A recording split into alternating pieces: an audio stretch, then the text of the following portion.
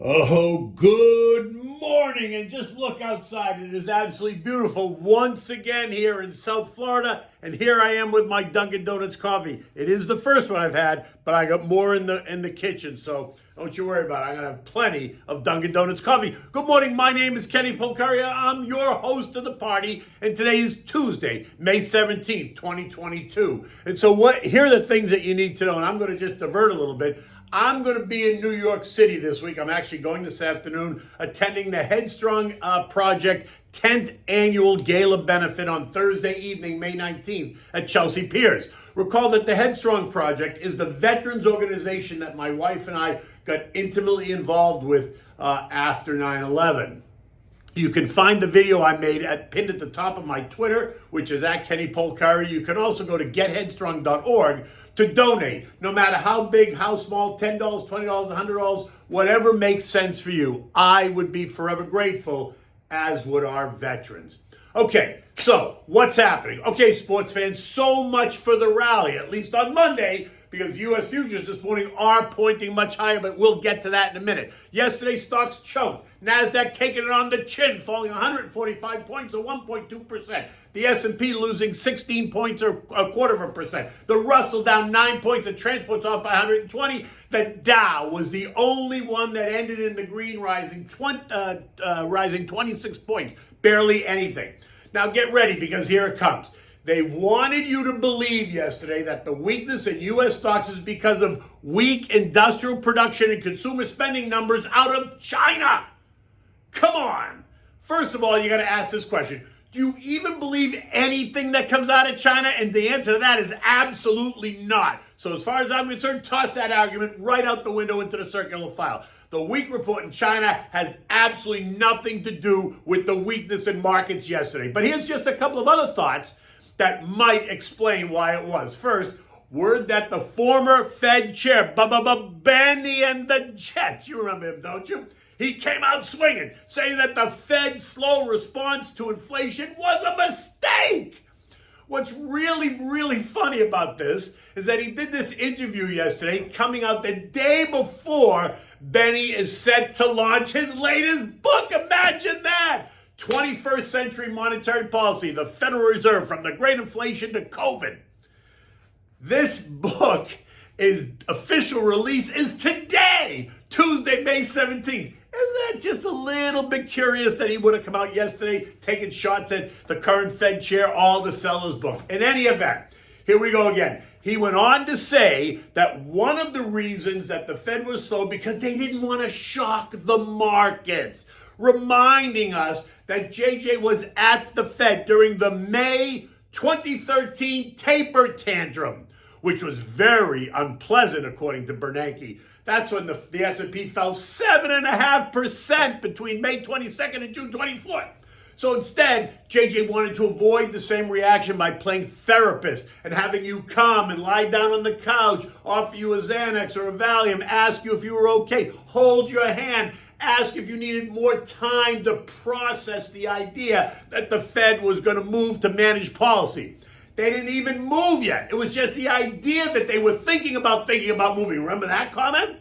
Well, how's that working out? Because JJ and his band of merry men wanted to be so sensitive to everybody's feelings that they've created a situation that's now on the verge of making the taper tantrum of 2013 look like a pimple on his ass. Tell the truth. The NASDAQ is down 26%. The Russell's down 21%. The S&P is off 16%. The transport's off 13%. The Dow is off 11%.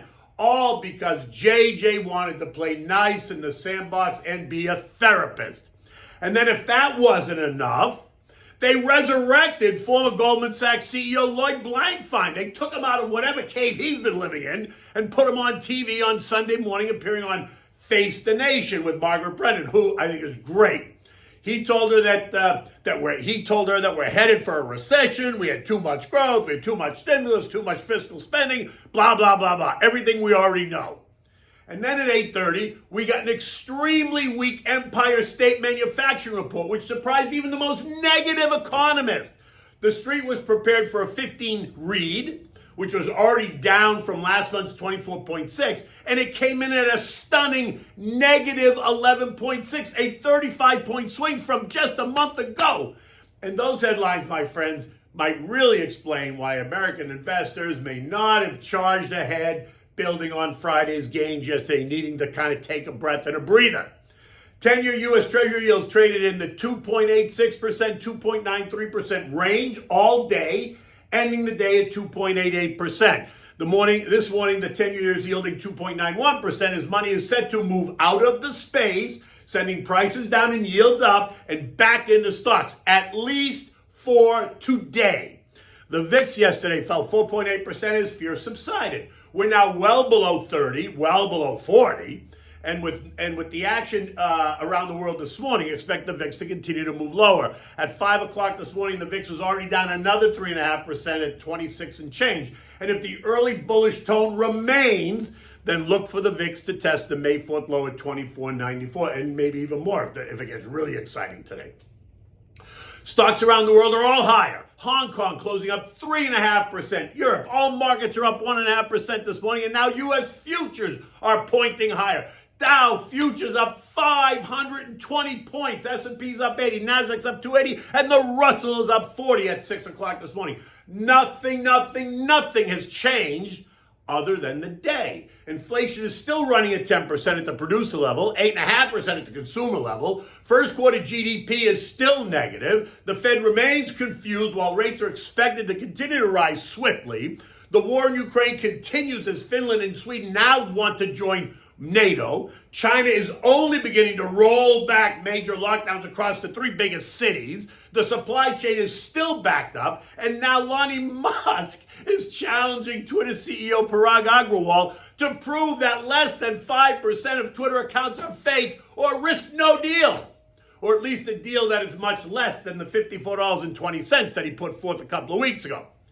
Eco data today is all about advanced retail sales, and the expectation is for an increase of 1% on the top line, while sales ex autos and gas is expected to be up 0.7%. In addition, industrial production is expected to be up 0.5%, and capacity utilization is up at 78.6%. Recall, the closer we get to 80% on that number, the more inflation heats up. That's just the way the data point works. So a decrease in this number, even small, will be a rallying cry for the Fed and the administration to tell us it's transitory all over again.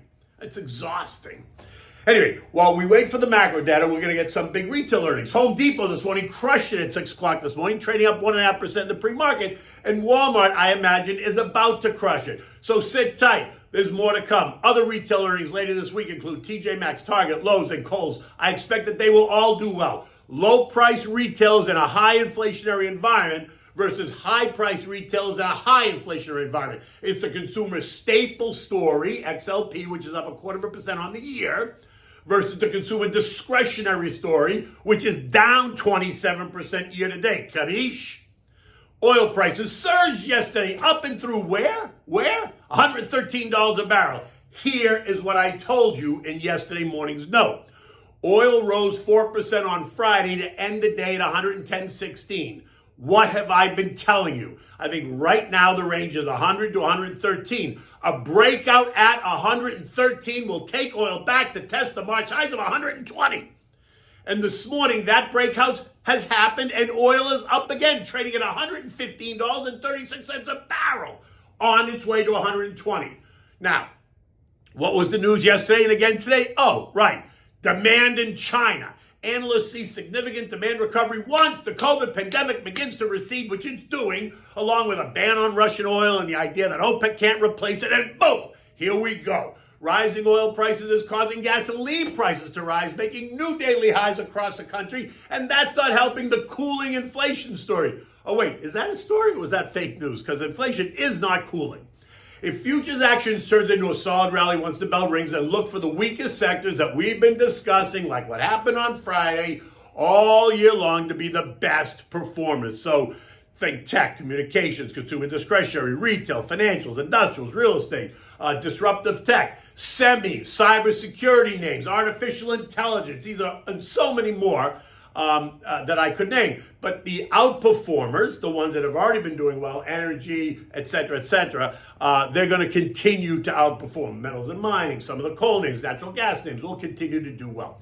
But this isn't over yet. The question remains, just how deep could the recession get? And that's going to become the next driving force for the markets, right? Because now it's all about the depth of the recession that everyone now agrees that we're going to get. I still don't think the lows are in.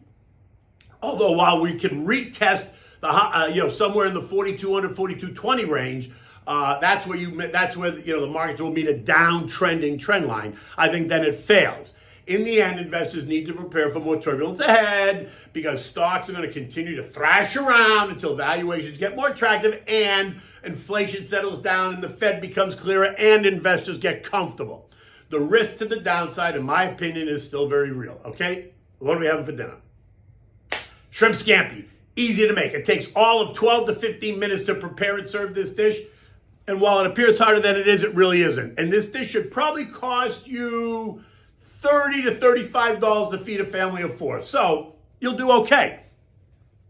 For this, you'll need a couple of things. You need 1 pound of large, clean, deveined shrimp. You can even buy them frozen, uncooked if you want. You need butter, olive oil, you need garlic, lemon, white wine, chopped parsley, salt and pepper, toasted breadcrumbs, and then the pound of linguine. You want to bring a salted water to a rolling boil. Add the linguine. While the linguine is cooking, you want to cook it until it's al dente. So while that's happening, in a big saute pan, melt the butter and add in the splash of olive oil. Add in the crushed sliced garlic and saute it for a couple of minutes. Keep the heat on medium so you don't burn the butter or the garlic. Now turn the heat up really quickly and add the shrimp. You want to season them with salt and pepper and saute them quickly until they're nice and pink on both sides, right? You just flip them over and they'll turn pink. That should happen all within 5 minutes. Now add the juice of 1 lemon. Complement that with maybe a little bit of white wine, 1/4 cup. Put that in the pan and then give yourself a full glass just for you. Turn the heat up high, let the alcohol burn off, reduce it to a simmer. Now take the pasta with the tongs. Just take the pasta out of the water, let it drain a little bit, and put it right in the sauté pan with the shrimp. Mix it well. If you need to add back a little of the pasta water because the linguine sucks up all the juice, feel free to do that, but don't add a lot. You don't want it bathing in the pasta water, just enough to keep it moist, right? If you want, at this point, you can put the grated cheese on it, mix 1 handful of grated cheese in there, and then serve it immediately in warm bowls. Now take your toasted breadcrumbs and just decorate the top of each dish. Just kind of go like this around with the toasted breadcrumbs just on top. Not a ton, but just enough to give it some depth and flavor.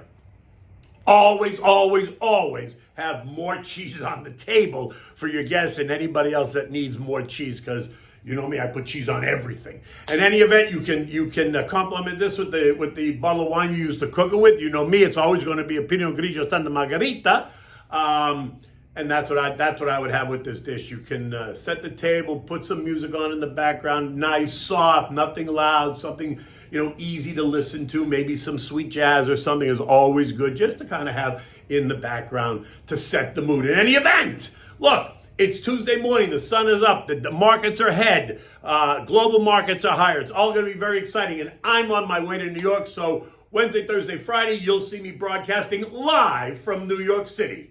Until then, take good care.